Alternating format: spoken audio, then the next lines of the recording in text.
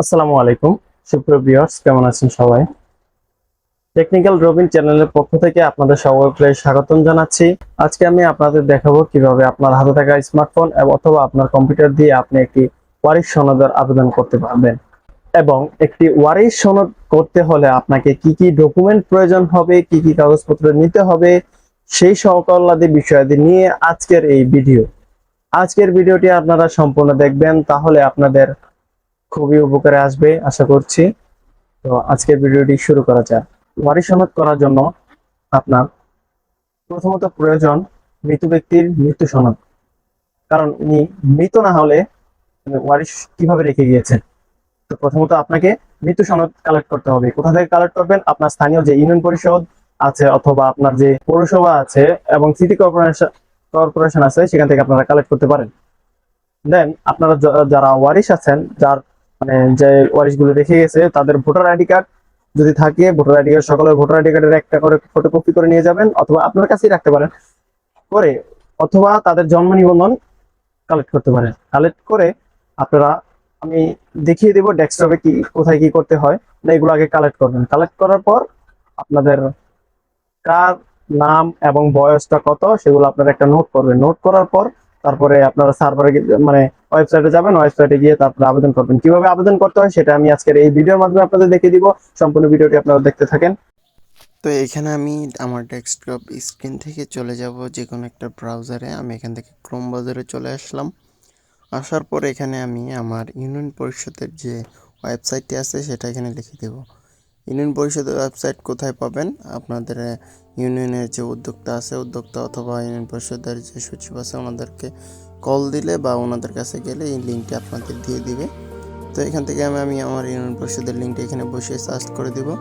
Search করার পর এখান থেকে এরকম একটা অপশন আসবে, আপনারা এটাতে ক্লিক করবেন। ক্লিক করার পর দেখবেন এখানে অনেকগুলো অপশন আছে আবেদন করার জন্য, অনেক কিছু। তো এখান থেকে ওয়ারিশের আবেদনে সিলেক্ট করে দিবেন।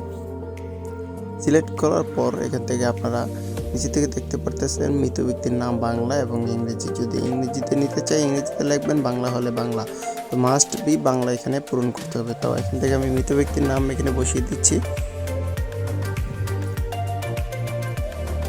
মৃত ব্যক্তির নাম বসিয়ে দেওয়ার পর নিচ থেকে পুরুষ অথবা মহিলা যেটা হয় সেটা সিলেক্ট করে দেবেন। সিলেক্ট করার পর এখান থেকে পিতার নামটা বসিয়ে দিবেন। আমি এখান থেকে পিতার নামটা বসিয়ে দিচ্ছি।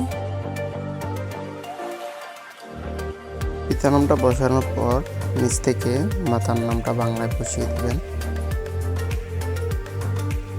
তো মাতার নামটা ওনাদের জানা নেই যারা করতে আসছেন। তা আমি এখান থেকে স্থায়ী ঠিকানা সিলেক্ট করে নিলাম। এখান থেকে গ্রামটা সিলেক্ট করে নিচ্ছি বাংলায়। তো এখান থেকে গ্রাম এবং ওয়ার্ড, পোস্ট অফিস, উপজেলা, থানা, জেলা এটা এখানে দিয়ে দিচ্ছি। দেওয়ার পর নিচে যোগাযোগের ঠিকানা অথবা আবেদনকারীর নাম দিয়ে দিচ্ছি যারা আবেদন করতে আসছে। তো আপনি যদি নিজে আবেদন করেন তাহলে আপনার নামটা দিয়ে দিবেন এবং আপনার পিতার নাম এখানে নিচে বসিয়ে দিবেন।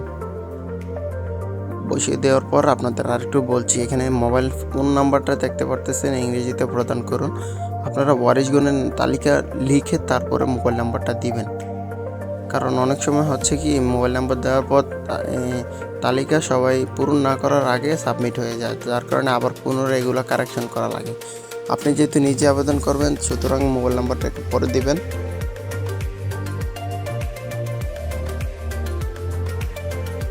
এখানে পিতার নামটা ভুল হওয়ার কারণে একটু কারেকশন করে নিলাম। তো নিচে থেকে দেখতে পারতেছেন ওয়ারিশটা কীভাবে লিখবো। এখানে লিখবো শুধু নাম।